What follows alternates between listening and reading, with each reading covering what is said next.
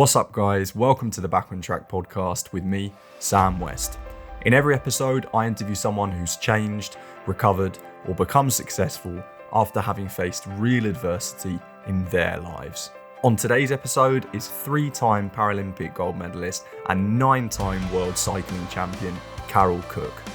Having always been a competitive sports person, Carol was diagnosed with MS at the age of 36 and told to get her affairs in order because she was going to become incapacitated. Incredibly, Carol took the fight to the condition and managed to return to competitive sport. She has since established herself as one of the very best around in both of her chosen disciplines of the time trial and the road race. Now Carol has her sights firmly set on the Tokyo Paralympics, which will hopefully be taking place sometime next year. So, without further ado, let's find out how Carol managed to overcome that life-changing moment by hearing her story from start to finish.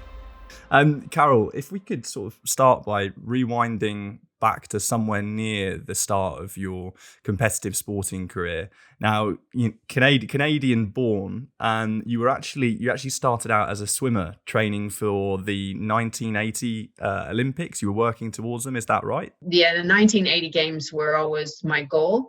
Whether it would have made the team or not is another question, but we weren't allowed to go because that was when most of the Western world boycotted the Moscow Games. Sure. So with that objective kind of taken away, there was a bit of an interesting career change that happened sometime after that, wasn't there? Joining the police force, is that right? And if so, could you tell us a little bit about that? Yeah, sure. Big career change. I was 18 at the time, and I just finished high school. And look, back in 79, 80, if you hadn't made it big on the world scene in swimming as a woman by 18, 19, 20, you were too old, unless you were East German. And they had different ways of getting faster. So I just thought, well, what am I going to do now? I was tired of school, and I didn't want to go to university. I wanted to take a gap year, as we call it here in Australia. I wanted to take a year off. And so I thought, well, what a better way than find a job? And there was pretty good jobs going as clerks within the police department, working in the records bureau. And so I applied and got one and thought, yeah, I'd just be there for a year. But the bug got me. I saw things coming into the records office that, we had to type up major stories. And here I was at 18 thinking, yeah, I could go out and change the world. But yeah, spent 14 years and had quite a varied career. I, did uniform at the beginning and then worked undercover for 4 years in the drug and prostitution areas, and then moved into the criminal investigation. And yeah, so it was a fun career. Wow, 14 years, it's a long time. And the bit that stands out there to me, and I'm sure to people listening as well, is the undercover part. Is it like what we see in all of the TV programs and films, or was it something a little bit different to that? Tell us a bit about how working undercover was. Look, it depended on what job you were doing. As in the prostitution area, we had a lot of issues with pimps in Toronto and young runaways getting picked up by them. So, I was only 24 years old when I started doing this. And so I looked much younger than I do now, obviously.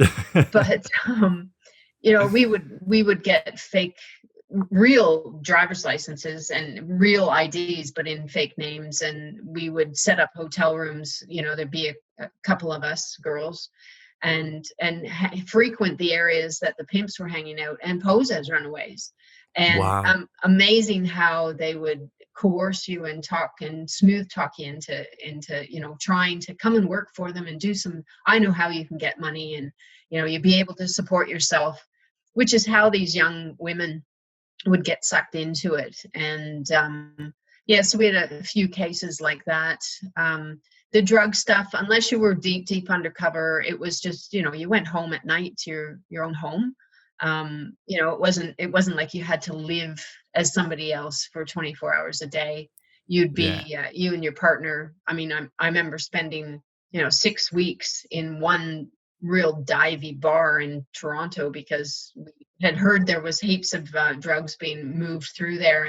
And so every night we'd be in there, having a beer and buying drugs from the locals and trying to move up the social ladder in the purchasing area to get the big ones. So yeah, but you'd still go home at night. So it's not exactly like you see on TV. But similar in some way. Similar in some ways, yeah. And the funny thing is this actually kind of reignited your sporting career as well, is that right? Because of the World Police and Fire Games in 1985, was it? Oh, geez, you're good. Yes, you're right. Good memory. Good memory. Yeah, I had always kept swimming because I loved it, and I just kept swimming for fitness. And I was still competing, I was still training with the local club and competing with the kids. But yeah, 1985, the very first World Police and Fire Games were held in San Jose, California. Mm-hmm. And so representing Toronto Police, I headed down there. We had quite a big contingent. And, it was always my dream to represent my country at the highest pinnacle of sport. And so, I never lost that drive to one day do that. How I was ever going to do that, I didn't know. But here, all of a sudden, I thought, well, now I have a chance. I'm representing not only my force, but my country. And it was, there were people from every country across the world that were competing.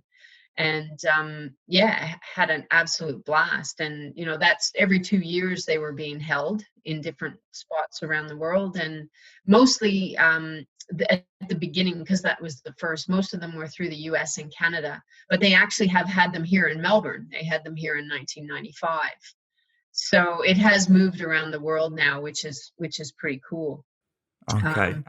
And so how old were you, Carol, the first time that you competed in those games? Oh, geez, 85. So I was 24, 25. Yeah. How did you do as a swimmer? Did you win any times, or did you place, or how was it? Yeah, I came home with, I think, about 8 medals from the first games, and did my first ever triathlon. It didn't go very far. I did quite a few, but I was just not a good runner. So you stuck with the swimming, and you moved to Australia in about 1994 with after having met your husband, and the swimming continues there. Is that right? Training for the Australian Masters or something? Or yeah, look, I was swimming as a Masters. There was a local club, and we were, every year we would go to nationals. And I think I know the year you're talking about. I was would have been 1998, and Masters nationals were down in Hobart in Tasmania. We were all really excited because I was pretty fit. I was hoping to do really, really well.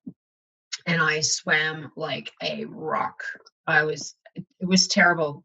I felt really lethargic, and I thought I had the flu coming on, and it was just a horrible meet for me. Probably one of the worst I'd ever had.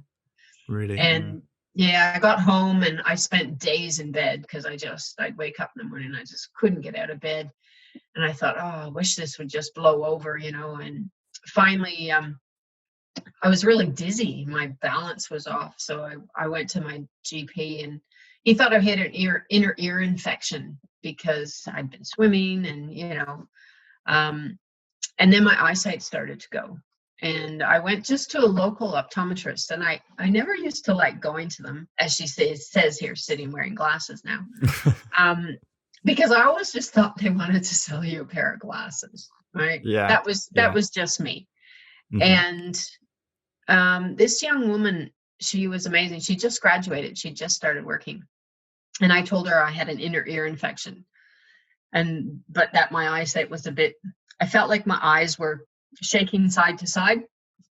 And, my husband would look at me and go, but they're not. And I'd say, but in my head they are.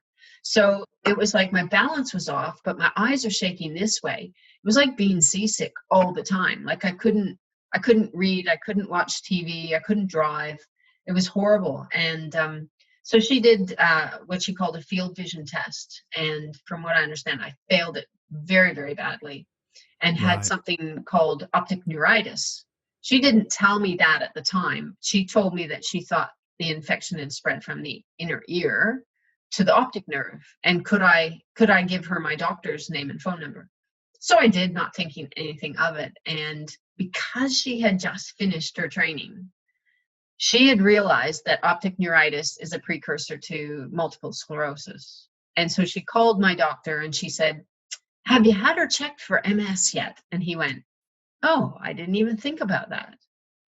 It's not something that would have been across his radar because I'd been a swimmer. So balance, Sure. well, inner ear infection. Yeah. So it was then that I got sent to a neurologist, and and mind you, by the time I'd had, an MRI and a CT scan and blood work and all kinds of stuff. And by the time I was going back for the outcome of the results, my symptoms were all gone.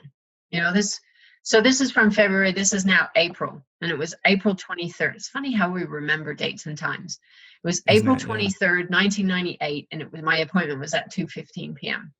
Mhm. And it was an old Victorian terrace house, and so I got there and I'm waiting in the waiting room, and I told my husband not to come because everything was fine, and I said, well, it must have been the ear infection. Everything's back to normal. And the neurologist opened his office door, and he was really in a hurry. He was very gruff, and he's like, come in, sit down. He was old. He was probably close to 70, probably should have been retired. And he pointed me over to this big armchair, and I sat down, and he had a big envelope in his hands, a huge, huge envelope. And he pulled this big film out, which I found out later was my MRI film. And he held it to the ceiling, and he looked at it. And without even looking at me, he just kept looking at it. And he said, well, too many lesions on your brain for someone your age. You've got multiple sclerosis. So basically, your life as you know it is over. And I suggest you go home and put your affairs in order before you become incapacitated. And with that, he stopped. And I felt like I'd been hit by a bus. And I just looked at him, and I said one word that day. I just looked at him and I said, "What?" And he was like so perturbed that I would even question him. And he just went, "Oh, you heard me. You've got MS, and this silly sports stuff you do," because he knew I was a swimmer. "You're not going to be able to do that anymore. And you're going to have to go on a whole bunch of drugs, and you're going to have to quit work because you're not going to be able to work with this. And to be honest, you're going to have to go back to your own GP because I really don't have time for you as a doctor. I've already got enough patients with MS to deal with." Wow. And I was still sitting there, and you can imagine it was like I was trying to pick my chin up off the floor. Of course. And he's just, that's it. He didn't say anything else. He's putting the film back in the envelope. He turns his back on me and he walks towards the door. And I think the only thing going through my head at the time was that word incapacitated, because if you don't understand and you don't have no knowledge about something, you think the worst all the time. And incapacitated to me meant sitting in a wheelchair, wearing nappies, drooling, unable to communicate, unable to feed myself, like completely incapacitated.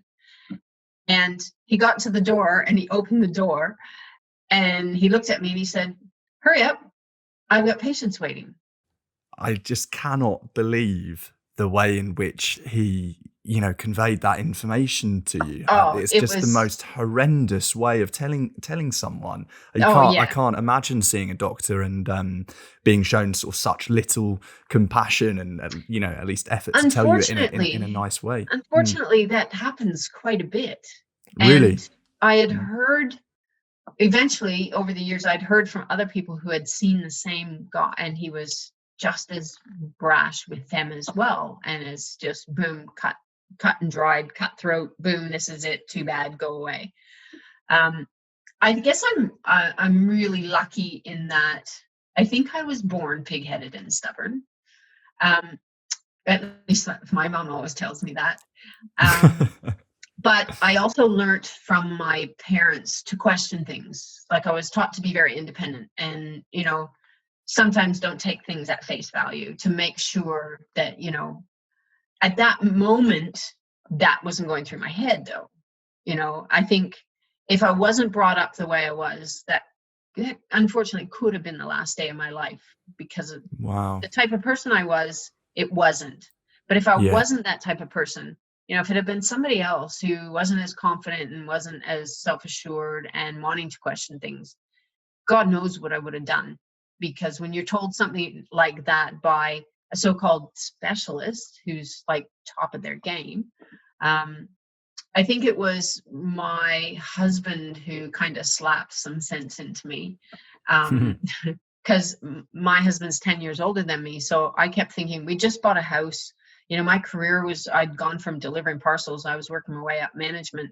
And I just kept thinking, oh my God, like we've only been, married 3 years. I'd been there 4. And I'm thinking, how is he going to deal with me later in life?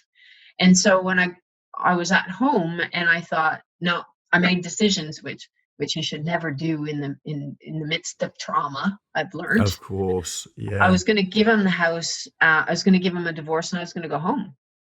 And, he phoned to see how the appointment was. And I just said, I don't want to discuss it on the phone, come home. And the poor guy had like an hour public transport ride to get home. And all the way home, yeah. He's thinking, oh, she's dying of a brain tumor, or like he's thinking the worst. Yeah, and of course. When I got home, I told him what the guy said. And I said, now, before you say anything, I made some decisions. And I told him what I was going to do. And Russ is a real bush boy. And you'll have to excuse the language here. He just looked at me and he goes, oh, God, you're a fucking idiot. And I said, but haven't you heard what this doctor said? He goes, well, he's a bigger one. He said, no. He said, look, right. we know nothing about this disease. And he says, and look, you don't have it. We have it. We need to find out. We need to know what it is. You can't just have that thrown at you and go, yep, that's it. I give up and I'm going home. So I'm probably one of the lucky ones, because there are a lot of people I know who have lost their partners, who have lost husbands, wives, because it's all too hard. And look, it certainly hasn't been a piece of cake over the years. We've had our ups and downs. I've spent heaps of time. I reckon one of the hospitals here, I should have my own wing named after me, because I think I've spent more time there, than anybody. But, we've gotten through it.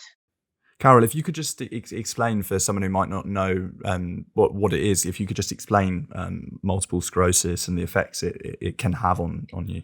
Yeah, sure. Well, there's 3 types. So there's relapsing and remitting, there's progressive, and then there's secondary progressive. I'll get that out there first. I have relapsing and remitting, which is the best type to have. So basically, it's a disease of the central nervous system. So it affects the spinal cord, the optic nerve, and the brain. And what happens, it's an autoimmune disease. So my body thinks that there's a fatty substance called myelin, which surrounds all our nerves.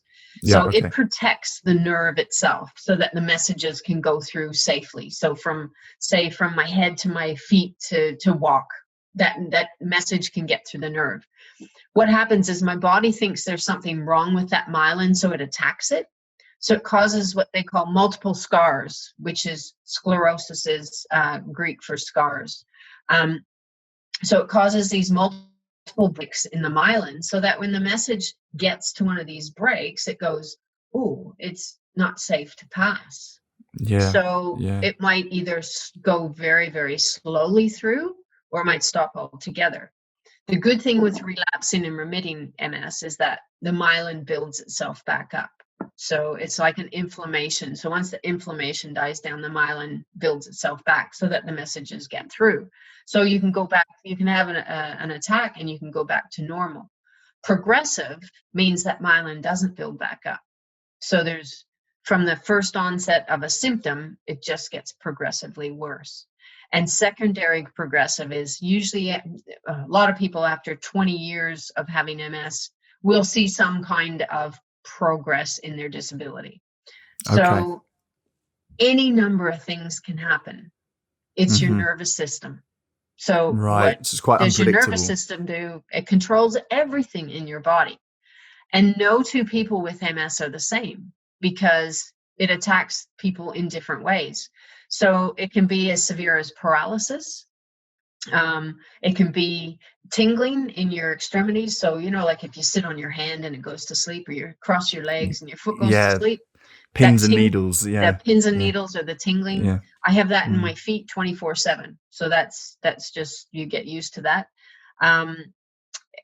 Bladder and bowel problems, sexual dysfunction, vision loss, slurred speech. So a lot of people can think you're drunk because of your slurred speech. Wow. Balance issues. So I remember it was Good Friday in 1998. I was walking my dog, my puppy at the time that I had then, and we were near an Italian area, a Catholic church, and I fell. So I'm sure I must have looked like I was absolutely off my tree. And I fell, and the puppy used to get used to it, and she would sit down and she would wait for me. And then I'd pick myself up. And there were these two little old ladies, Italian ladies, all dressed in their black. So they were obviously widows, and they're heading off to church. And they walked by me going, "Oh my God." And just kept walking. And I'm like, yeah, I'm okay, thanks. Exactly. Yeah. I'm not drunk. Yeah. But you can have heat intolerance. Australia is not a great place to live when you have heat intolerance. Definitely not. Yeah. Brain fog, where you forget words.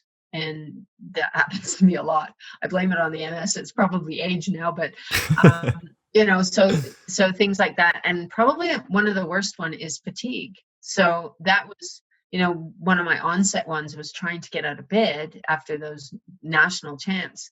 And I'd have 8 hours sleep, but I felt like I just couldn't lift my body off the bed. And that's the type of fatigue. It's not like, oh, I'm tired. It's no, I can't get up. Wow. So you were in your 30s when you were diagnosed with MS? 36, just a couple months away from turning 37. Yeah, and being the incredibly resilient character and stubborn, as you say, you choose to sort of fight it, because I think I read that you were actually in a wheelchair for large parts after that diagnosis, and you had to have, was it Botox injections to enable you to sort of stand up, and then you could do some kind of training. Just talk me through that process. Yeah, it was probably like after that diagnosis in 98, my symptoms had gone, and it took me about 6 months to really come to terms with that I actually had this, because I felt fine, but then I'd get symptoms and then I'd feel fine again. And I guess the more I learned about it, the better I became at dealing with it. But I decided that, number one, I decided I was never going to use a wheelchair, and I was never going to use a walking stick or anything like that, because that would be giving into it, until I actually needed to. And that was 2001. I like to say my introduction to disability began, because that's when I realized that if I wanted to have an independent life, if I wanted to keep going to work, if I wanted to be able to go out with friends, I needed to use a mobility aid. And that just happened to be a wheelchair, or I actually got one of the old people's scooters, which was great. Me and my scooter. A lot scooter. Better. Oh yeah, that was cool. I'd have races with the old people in the neighborhood, but they'd always win.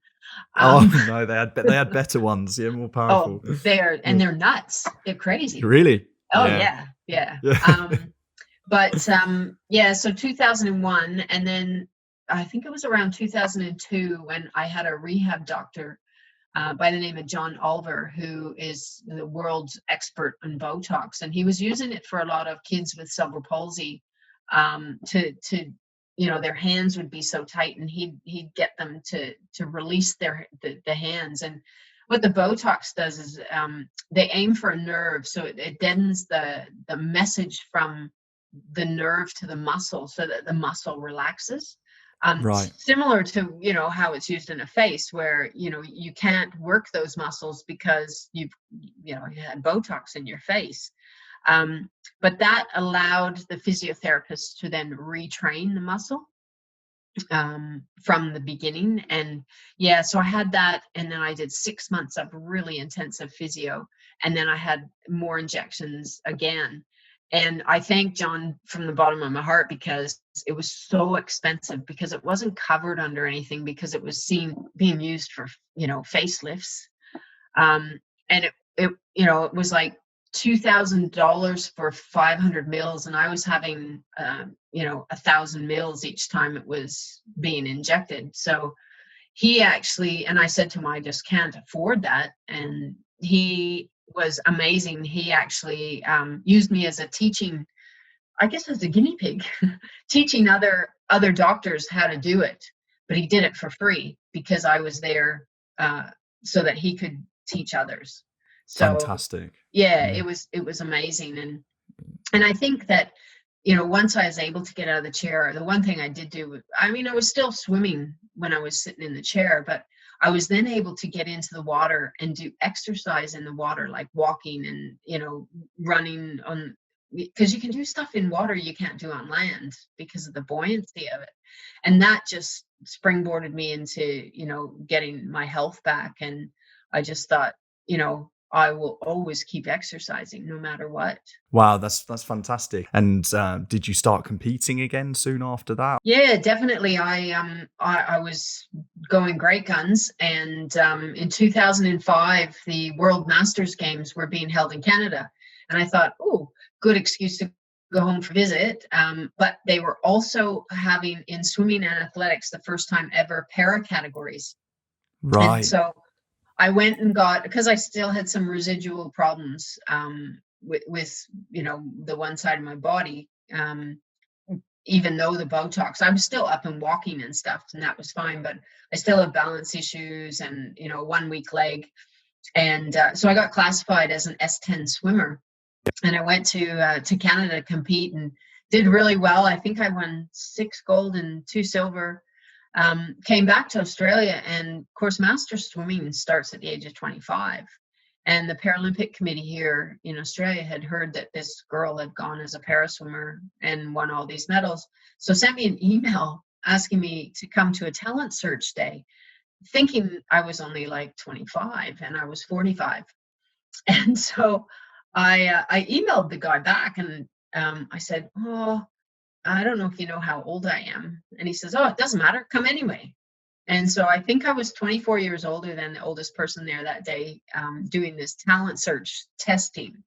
And I'm sure when I walked in, all the parents were looking at me like, where's her kid? Exactly. Like, hello, I'm here for the testing. Yeah. And so that just, I thought nothing would come of it. And it was about 2 weeks later that they asked me to take up the sport of rowing. So this was in 2005, and I took a learn to row course in 2006, in June of 2006. And then right after the learn to row course, I had a major relapse and lost the use of both my arms and legs. So I was back in hospital and then learning how to do everything again. So I didn't actually make it back to the boat sheds until I think it was December of 2006. And, right. I heard that rowing was a new sport in Beijing at the Paralympics. So I think it was in January of 2007, I rang Rowing Australia and said, so how do I get on the team? And they're like, well, you have to compete at nationals. I said, oh, you mean like next year? Because this is 2007 and like the Paralympics are 2008. They said, no, this year. And I said, oh, when's that? In a month's time. I'm like, oh my God, I just learned how to row, so that was the start of my rowing career. I did well at nationals. I rowed in a double because I had the choice of a single or a double, and I kept falling in the water in a single, so I didn't think that would be a very good look. Maybe better in a double, yeah. Yeah, and with the double, you were allowed to row with an able-bodied rower because there weren't that many of us. So you had to be in the stroke seat, set the pace, but the able-bodied rower would be in bow and just row with you. And we won. We beat the reigning champ, and we were so excited. So you'd been rowing for, did you say a month, more or less? You'd learned, by then about 2 months, but I think we'd been in the double about half a dozen times together. So and you managed to win. That is just incredible. That is incredible. Yeah, but then I got knocked back from Rowing Australia a couple months later. When I called them, there was a proper classification a session being held in Canberra, which is about an 8-hour drive from Melbourne. And I sent them actually I didn't ring them. I sent them an email, and asked them if I should be going to this because I really wanted to represent Australia in Beijing. And I got the worst email back that you could ever imagine. And this young guy just said, "Oh, you'll never be good enough or strong enough to ever be in a national team." Now, My granted, I wasn't as fit as I am now. I was probably 20 kilos heavier. But hey, like, what a way to entice people into a new sport. And terrible. If I'd been 17, I probably would have quit right then and there. But being, the age I was, 46, I think at the time, I just sat down, or 47, and I composed an email over about 3 days. And not only did I send it to him, but I sent it to his boss. I sent it to the CEO of Rowing Australia. I copied in the CEO of Rowing Victoria and my coach. And off it went, basically in a very polite way, telling him where he could stick his email. And I kept it on there so that everybody else could see it. Yeah. And I said that, how dare he tell me what he thought I couldn't do. And that, I'll see him next year. And funny enough, and I did say I was going to go to classification. I'll pay for it myself. Like, I'm just going to go. And funny enough, a week later, I got an invite to an all expenses paid trip to Canberra to be classified and to a camp. The email did its trick. That must have been a very, very well worded email. But it helped for others who wanted to go as well, because we then had, a 4-day camp with potential rowers who ended up being on the team the following year and going to try and qualify at a World Cup for Beijing. So, but if I'd been young and not known what to do, then that would have been a different thing. Yeah, sure. And so you were working towards Beijing, but was it that that classification was removed or something, and so you had to find another sport? What happened exactly? We actually went and raced at Beijing. There was 3 spots available. In rowing, all the spots are taken the year before a Paralympics and Olympics games, other than three spots. So the first 2 boats across the line and a wild card would then get to go. So we knew we had to come first or second. We missed by 0.8 of a second. So yeah, that was really sad. Heartbreak, yeah. But the following year, in 2009, we actually placed 6th at the World Championships. So we were stoked. We just thought, this is great. Like, we've got 3 years now to train together. And 2012, man, we'll be flying. And it was the following year, 2010, that the coach who was coaching the para categories wasn't interested in our boat. He was more interested in the more disabled crews. And so we were kind of dumped on the eve of the World Championships. We were just kind of told, well, you're invited to the qualification meet, but now you're not. So yeah, it was then that one of the girls in the boat with me up in Sydney had started cycling, and she knew that I was riding a trike back and forth to training, just as cross training. And she called me and she said, "Oh, Carol, they've got a trike category at the Paralympics. You should come and race at the paracycling nationals." I said, "Oh, when are they?" This was January. She told me about it. She says, "Oh, April." I'm like, a couple of months. Yeah. Again, this is the rowing all over again, right? So I have no idea how to race. Anyway, I went up and I actually smashed the qualifying speed for my category. And the head coach came up to me after the time trial and he just looked at me and he's like, "Where did you come from?" And I said, "Oh, Melbourne." No. Oh, yeah. And he just laughed. He goes, "No, I mean, in the cycling world." I said, "I'm a rower, not a cyclist." He goes, No, you're a cyclist." And a month later, I was on my first national team, going to a World Cup. Carol, you must be one of the fastest learners ever. Getting to a competitive level at rowing within a couple of months, and then getting into competing in cycling in no time at all as well. I think if you enjoy something, you tend to learn quicker. And I was really enjoying doing something completely different, even with the rowing. Like, I was used to being in the water, not on top of it. So I just wanted to soak it all up. And I'd always been an athlete. So, and as a teenager, I was swimming at a national level and doing all that hard training. So I understood what it was about. So it's not something that I've had to learn. It's just something that I think is in my DNA now. And it's, I love that burn of a really hard training session. And to be honest, I love racing. It's, it's just why I'm still doing it, until the day they say to me, Carol, give it up, Exactly. So you started cycling. So you would have been what, sort of 46 or something like that? Well, no, that was rowing. I was riding back and forth to rowing, but just because I wanted to. So I made my first team in 2011. So I was 50. I think that's so inspirational though, because so many people think that if they don't get into, the sport, the discipline that they want to, compete professionally at by the age of sort of 24 or something, that it's never going to happen, and there you are at the age of 50, showing people that, it doesn't really matter as long as you, put your all into something, you can achieve no matter what age you are. Yeah, and look, parasport isn't age-based. It's, I'm still racing, I call them kids in their 20s.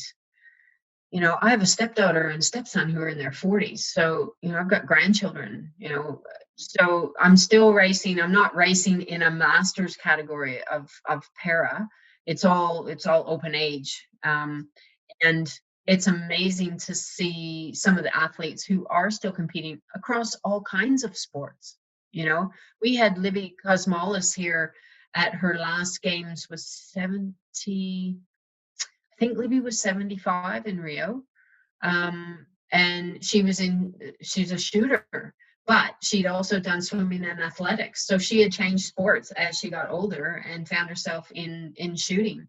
And so she's won multiple medals across multiple sports. And I think that's a good thing about parasport is it doesn't matter how old you are.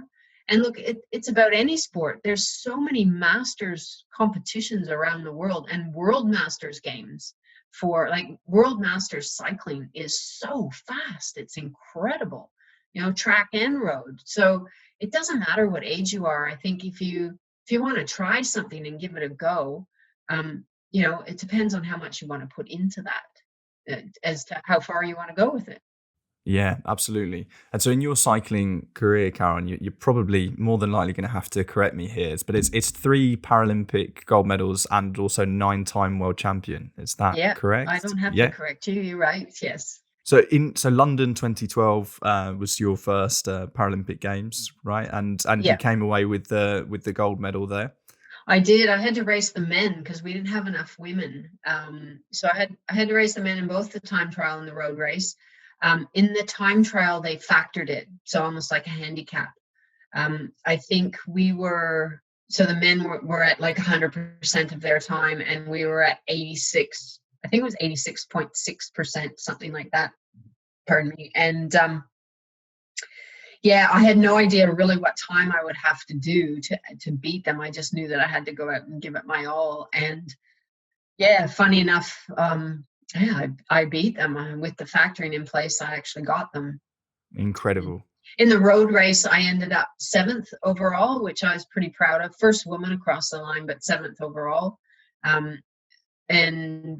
So I guess it was interesting because I think I was more worried about the reaction of the 2 guys that I beat when I got the medal ceremony. But I'll tell you, they were both so enthusiastic and genuine in their support for me having won. And they're both very well. Hans-Peter Durst from Germany came second, and he is the oldest trike rider competing. And he would have been in Tokyo this year as well because he's world champion from last year, and he's 63. So, again, it doesn't matter your age. It just depends on whether you're loving it and enjoying it. Talk me through the feeling when you won that first Paralympic gold medal. How did that feel? I've had so many people ask me this question, and it's like, how do you describe? You take every emotion you can possibly think of and put it all into one. It was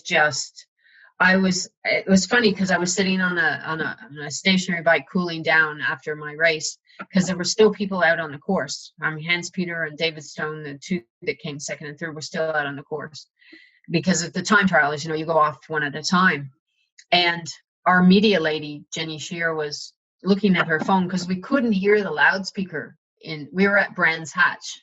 So we were in, like a car bay. So we couldn't hear the loudspeaker as to who was winning and who wasn't. And she was looking at her phone, and she kept looking at it, and she kept looking at me going, I think you've got this. I think you've got it. And I just would put my hand up and going, I don't want to hear you. I don't want to hear it.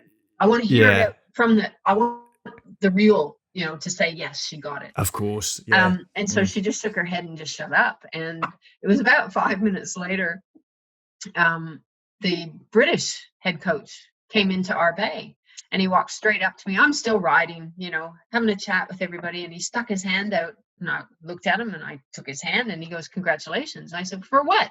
He goes, you just won. And I looked at Jenny, and she goes, oh my God, I've been trying to tell you for 10 minutes, you won the bloody thing. And I burst into tears. Because look, I always say for 43 years, 42, 43 years, 2 countries, 3 sports, I'd always wanted to just get there. And it's funny when I talk to kids, and I always hold up my medal, and I pass it around, but I hold it up first, and I say, how many of you think this is success? And of course, invariably, every hand goes up. And I look at them and I say, well, how about you're wrong? And they're like, what do you mean? No, we're not. I said, no, this isn't the success. The success was getting there, because it was something I dreamed of as a 7-year-old watching gymnasts at the Olympics in Mexico and thinking, I'm going to do that and represent Canada. So as a 7, that was put into my mind. And so the success was just getting there and doing the best that I could do. When I finished that race, I couldn't even pedal. And thank God I was on a trike. Otherwise, I would have fallen over.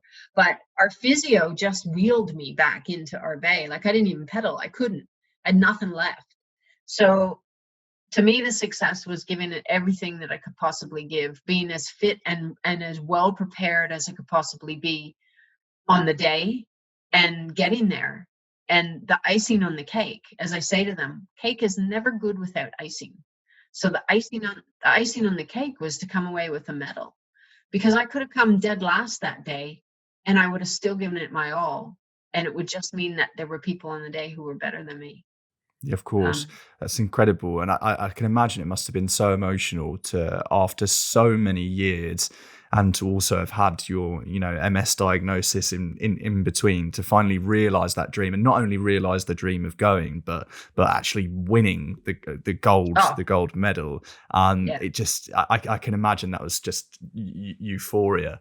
And you didn't stop there. It's safe to say you didn't stop there. And there was, I'm sure there would have been world championships in between, but then the next highlight, I imagine, would have been Rio. Is that right? Where you won not only 1 gold medal, but 2, if I remember correctly. Yes, we finally didn't have to race the men. Yeah. we had enough women to race, have our own races. And even though there's classes T1 and T2, so T1's more disabled. So in parasport, I don't know if people understand. So you'll have a letter before, T is obviously for trike. The lower the number in cycling and swimming, the lower the number after that letter, the more disabled the rider is or the swimmer is. I'm not quite sure about athletics because their numbers are all over the place, but sure. So there's T1 and T2. So T1s I'm a T2, T1s are more disabled. A lot of the T1s get lifted out of wheelchairs and plopped on bikes, and off they go. Like, they're amazing. So those were combined, but at least we were only combined with the women, and the men were combined. So we didn't have to race everybody. And that was incredible, because the year before we had a new woman on the scene by the name of Jill Walsh, and she's from the US. And Jill has it. Our lives are so similar. She's from New York State, so Rochester, New York, right across the water from Toronto, Lake Ontario. She was a police officer at the exact same time I was a police officer. She's 2 years younger than me, and we both have MS. And so it was just really bizarre that we were so similar. Wow. And she had beat me the year before in the road race. I had been beaten in the time trial, but she'd beaten me in the road race. So I had to look at going into Rio of racing it completely different. I always led from the front, and everybody expected me to lead from the front. And I just used brute strength throughout the whole race instead of tactics, because to be honest, I'm pretty crap at tactics. That's why I like time trials. It's me against the clock, and it's just, you don't have to worry about anybody else. You just go and you do what you can. Whereas road racing, to me, it was just, I don't know if it was the old brain kind of trying to get around it, or trying to learn new stuff. So I realized that for Rio, I had to go into it differently. I had to learn how to race differently. And so we worked on a lot of stuff from 2015 right up until Rio. And we decided I had to try and race from the back. And so when the gun went off, I didn't move because everybody just expected me to go. Yeah. And I just sat there, and everybody kind of went, what's she doing? Yeah. And so then they went, and one of the German girl, Jana, she took off, and nobody chased her. And I thought, come on, people, chase her. But nobody chased her. And so I slid in. Once everybody went, I slid in the back. And eventually it got the better of me because Jana was getting so far ahead. Of course. And how could we had 30 kilometers to go, but you don't want to be leaving the chasing to the very end. And nobody was going after her. So I thought, oh, bugger, I'm going to just revert to what I know. And I just took off. And of course, everybody then followed me. They sat in behind me. And we caught Jana. And then all of a sudden, Jana just veered off. And I'm now on the front. And I'm thinking, this isn't the way I wanted it to work. So we had worked on a few little skills as to, if that happened, what I would do. So I did it. I slammed my brakes on. And we have, on the trike, we have safety bars at the back, across the back wheels, so that people can't come up and you don't fall off. So I got hit from behind. So I hit my brakes. What we had practiced was hitting the brakes really hard and then letting them go so that you can go. But what it does is it causes a ripple effect. So I don't even know who was behind me, hit my bumper bar, and the rest went, oh shit, and went around. So they took off, and then I slid in. so I was now off the front. But it was interesting because I had people yelling at me. Like some of the girls were yelling at me, take a turn at the front. And I'm thinking, I dragged you back to Jana, and so it was just so unusual for me to sit behind and not drag them along that they weren't quite sure what to do. But with about 6.5 kilometers to go, I was sitting behind Jill and I could see her take a drink of water. And I thought, oh, should I go? And I thought, no. And then I could see her fixing her jersey and I could see her going up a couple gears. And I thought, she's getting ready to sprint. So before she did it at 5.5K, which was a bit far out from the finish, we had planned that I would just go and I would just put my head down, don't look back, just go for 40 seconds and then look back to see if anybody'd come with you. And if anybody had come with me, then I was to back it off and end up making it a sprint for the finish. And so they weaved to the right and I went to the left and I took off the other side of the road so that nobody had that draft behind me. And I just put my head down and I just went like a bat out of hell. And I don't know where the power came from. I honestly believe I'd lost my dad that year. He died in March. And right. I honestly believe that he was there pushing me because I was 150 watts in power higher than I'd ever been, ever. My God. Which is huge. A big difference. When we looked at the data afterwards. So I don't know if it was him giving me a kick or if it was just the adrenaline. But after about 45 seconds, I looked back and I could see that the only one who'd come with me was Jill. But I could see that imaginary elastic band stretching And I just thought, right, just keep this going for another 40 seconds. So I put my head down and I just kept going. And we had a bit of a hot dog circuit towards the end where we had to go up and then come back down. And I didn't look back. I just went up. And as I came back down, she was about 600 meters. I could see her on the other side. I could see her just coming into the hot dog leg. And I thought, yeah, okay, I've done it. Now I just have to get around the corners safely. So Yeah. it was just about getting around a couple corners at the end and crossing that line. So I had taken a punt that, doing something different might work. And luckily it had. So It did. Yeah. Wow. That's incredible. It must have been difficult to like fight against your instincts to at the beginning to hold yourself back, being so used to leading from the front. It must have felt so weird. And when they slow down and they, play cat and mouse, and it's like, come on, girls, let's just ride. And that's the way I've always been. It's like, I don't want to go slow. This is a race. This isn't a ride to the store to pick up the milk and bread.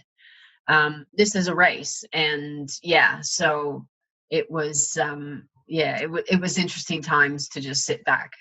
Of course. So after 3 Paralympic gold medals and at the age, so how old would you have been in Rio, Carol? I was 55. 55. So 3 Paralympic gold medals and a load of world championships at the age of 55. Are you thinking at that point, okay, I've got one more in me, Tokyo, or are you thinking I'll just carry on until I feel like I don't want to anymore? Do you have targets in your head of what you want to achieve, or is it kind of just go with the flow? Look, I don't ever think, I didn't even think I'd be in Rio. So I don't ever think that far in advance. I set goals a year at a time. I look at the end of the year and I go, right, what do I want to, am I still enjoying this? Number one, am I still enjoying the training? Am I still enjoying the racing? And, it's always been yes so far, because I just love that adrenaline rush. And to be honest, I will always ride now, no matter whether I'm racing or not, because the exercise is keeping me walking. It's, you set it a year at a time. And after London, it was like, well, okay, what do I want to do? Well, I hadn't won a world title at that point because I'd come second the year before in 2011 in both the road race and the time trial to a Canadian girl. And so, okay, I want to win a world championship. So that's my target for the following year. And then it's like, okay, well, I want to win another. I want to double this, So, and then all of a sudden it's like, oh my God, Rio's next year. So it's kind of been that way with Tokyo. It's been, I'd won the time trial right through, and then 2016, winning both the road race and time trial in Rio. And then it was like, well, what do I look at? And so now it's about trying to keep, as I'm aging, trying to keep the same power output. So let's set targets that way, or speed targets, and trying to be smart about training because, I'm 59 now. I was going to be 59 at these games. Now, if they go ahead next year, God, I'll be 60. 60. So trying to keep the body right and trying to train smarter and still be able to have the same power and speed. So that's been the goals, along and trying new little things. Learning how to turn better, how to corner better. Just those little 1% things now that, but the girls are getting stronger. The younger ones are coming up and getting much stronger. And I can imagine. Yeah. Tough competition. Yeah. So, but it's good. It's good competition now. And it's good to have competition. Yeah, of course. Because it kind of spurs you on, doesn't it? To want to do better. Yeah. How are you feeling in yourself ahead of Tokyo? Like, say it was to be next year. How, like, are you happy with where your performance is at the moment? Or, well, put it this way: we haven't stopped training as if I wasn't racing next week, and in fact, I am racing on the 1st of September virtually. Wow! So you're ready to go in prime condition. So we're actually September 1st. I would have been racing the time trial, and we are aiming to have that day exactly as it would have been. we have the Tokyo course virtually, so I will be doing the actual course. And yeah, it'll be interesting to see how I go. Not that I'm going to be able to compare myself against anybody else, but even in all this COVID stuff and lockdown stuff, we've actually had races with athletes across the world on Zwift. The US paracycling group put a time trial series together. So it was quite funny because it was like 10 a.m. for them. It was 2 a.m. for me. But for 4 weeks straight, I got up at like 1 a.m. I was on the bike warming up at 1:15, and then my start time would be 2:02 or 2:09, and around there. Is that making noise that's waking your husband up at that time? Or No. We're in an old Victorian terrace. The walls are really thick. Okay, good. Yeah. And so I'd race, then I'd do a cool down, I'd have a quick shower, and I'd be back in bed by 3. So it was good though, because Jill was racing, some of the other riders from the US were racing, one of the Romanian guys was racing, and so you could really see where you were at. And yeah, I was doing pretty good, I might say. Yeah. That's amazing. Well, I'm very excited to see how you fare in Tokyo when if and when that happens. And Carol, away from the sport for a second, although I guess it's still related, you've also raised lots of money for charity for other people with MS. Is that right? If you could just tell me a little bit about that. There was like a big swim that you did, or yeah, we just had our 20th anniversary. So I've been doing it quite a long time. I started it way back in 2001, called the 24-hour Mega Swim. And it raises money for a program called the Go for Gold Scholarships here in Eastern Australia. We've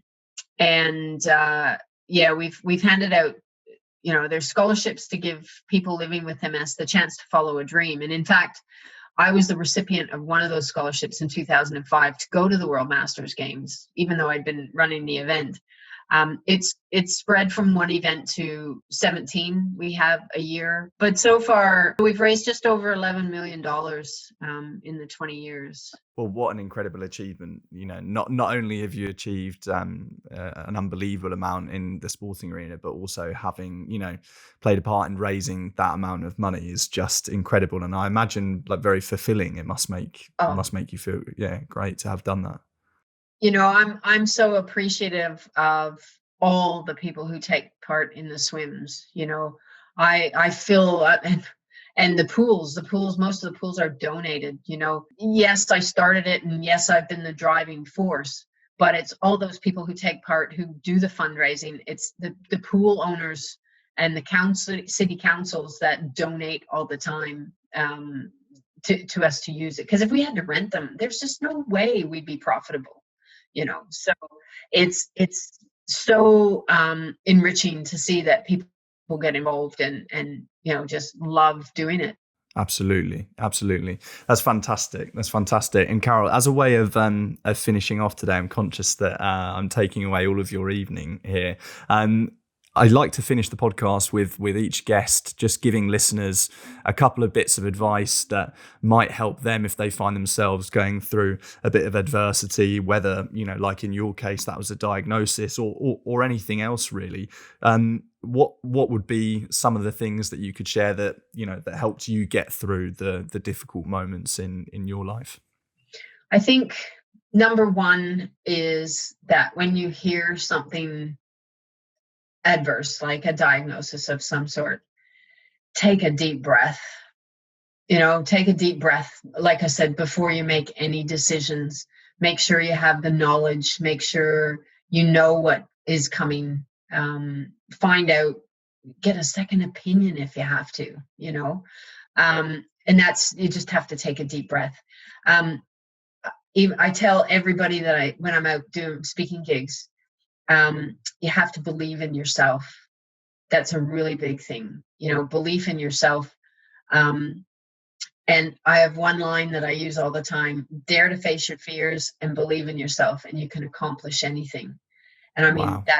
that's dealing with trauma. That's, everybody says, oh, I don't know how I wouldn't be able to deal with it the way you've dealt with it, but you never know until it happens to you. And I think people are a lot stronger than they think they are. And we can always think, oh my God, that would be the worst thing. I don't know how I'd do that. But you would. And you just have to have the belief in yourself that you can get through it, and, make sure you got people around you that are caring and supportive.